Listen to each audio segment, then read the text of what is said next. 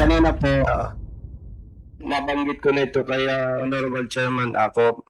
Ito po ay galing pa ng Negros Andiyan ba siya? Province. Nandiyan po siya. And it's so unfair po sa kanya na naghintay siya maghapon pero hindi natin madinig ang kanyang problema. Sige, we will allow the speaker coming from Cathedral. Negros, no? Sige, Yes, Mr. Chair. after all, isa na lang naman yung mag-interpolate. Okay, Mr. Rudy Cathedral. Thank you, Mr. Chair. Thank you, Congressman Busita. Kag sa lahat at sa lahat ng nandito ngayon sa hearing ng ating Congress. Ako po si Rudy Agsam Cathedral, Presidente po ng Bacolod Alliance for Commuters, Operators and Drivers Incorporated or BACOD, Manibela, Bacolod. Nandito po kami para gusto namin ipadinig at mga problema namin doon sa Bacolod, sa LTFRB Regional Office 6 dahil marami akong membro ng mga members ng traditional jeepneys doon ng mga operators na kinonsolidate ng LTFRB Region 6 ang kanilang mga prangkisa sa pamagitan po ng ating mga kooperatiba or corporation pero without some consent nila. At hindi nila alam, pinakonsolidate ng ating kooperatiba na walang pahintulot sa kanila. Yun po ang nangyayari doon sa atin sa regional office ng LTFRB.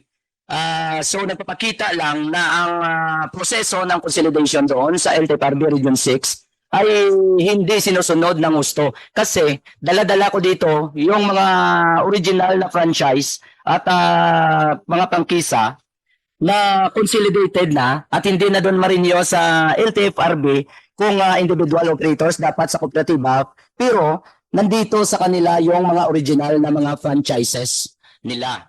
Dito mapakita mo na may consolidated na pangalan pero hindi ito nagpa-consolida at ang franchise nila ay nandirito. Ibig sabihin ang proseso ng ating consolidation program, di ba kung sasali ka sa kooperatiba, ibigay mo doon sa kooperatiba yung franchise mo at i-surrender mo doon sa LTFRB. How come na nandito sa kanila? It means wala may lapses doon yung LTFRB at ang kooperatiba mayroong arrangement siguro. Yun lang po ang ating masabi, Congressman Busita at Mr. Chair. Mr. Chair, may I request that Level 6 LTFRB be directed to conduct investigation doon po sa sinasabi ni Mr. Cathedral na na-consolidate yung mga members nila na wala silang alam dahil ang pruweba po nila nasa kanila yung original copy ng kanilang mga prangkisa. So parang nakikita po talaga nito na additional support ito sa aligasyon na mayroong anomalyang nangyayari, Mr. Chair. And the more that we need to have a third party platform for this. Kasi nga kung ganyan na marami ng issue regarding sa na-consolidate tapos parang yan, deception yan eh. Anong nangyari dyan eh. So, basically, malalim talaga yung problema. So, anyway, kanina naman, andyan na si Chairman Guadis and I think Chairman Guadis is now being summoned, no? Para at least malaman pa yung... Andito Region 6, ano? Ay, oh yeah. Ako nga pala, andito si RD sa LTFRB. RD, can you kindly tell us what... have you encountered this issue? Actually, Rudy, he frequents the office, no, and every time he knows, and he will concur to that. Every time he comes to the office, my office is always open in any way to help. But I will concur, and I will adhere to the good congressman that I will investigate. Pero sa pagpunta niya sa iyo, meron na ba siyang pinail or something? Yeah, he brings papers, and So what's the action of the region? no, this one I just recently heard. Because some of his papers, we Ano the conversation between you and him? Wala bang siya sinabi na meron siyang pinail na kaso sa inyo? hindi ito bago to, Mr. Chair. Bago ba lang yan?